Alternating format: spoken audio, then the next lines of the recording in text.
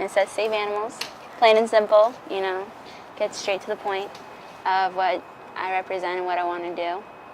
And she has one too, and she is always wearing it. It's kind of like our thing. For Ashlyn Valdez and Danny Macias, that thing is caring for animals. Both girls get to do just that at South Plantation High School. We have the same interests and everything, so we just hit it off right away with our love for animals, and our love for animals is what brought us together. South Plantation's Animal Science program is the only one of its kind in Broward County. Students get real-life experience working with animals, something many of them want to do in the future. We work as a class together to keep the well-being of these animals that we have here that range from reptiles to farming. When we are assigned an animal, we're responsible for the animal's health care, for the feeding of the animal, for the exercise, and to the loving and the attention that the animal needs. We are here all the time on the weekends, you know, times when we don't even have to be here, you know, when other students are out going to the beach on Saturdays. With all the time they spend at school, you might think that Danny and Ashlyn have little time for anything else. Not so. Recently, they took a shot at filmmaking when they came across a video competition sponsored by the Australia Zoo.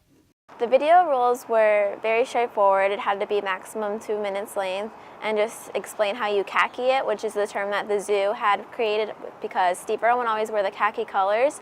So they said khaki is not just a color, it's an attitude. We wanted to be able to sit down and actually explain as to what we do here in our program and how we're really involved in not just our program, but within our community itself. Making the video was tougher than they expected. And we're about 16 years old and from South Florida. But everything they put into it paid off when they received a phone call from the Australia Zoo. We won a 5-night trip to Australia on the Sunshine Coast in Queensland.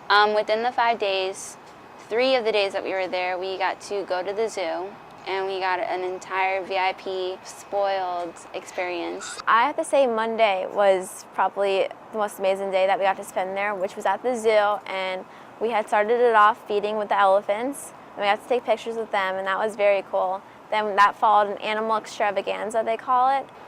We did a tiger walk, which was Ashlyn's favorite part. We got to go like one-on-one with this beautiful tiger named Maniki, and you saw it earlier on in the display in the tiger temple, you know, playing around with the other tigers like roughly, but all just having a good time. And then like an hour later we're just there like face to face with it, like it.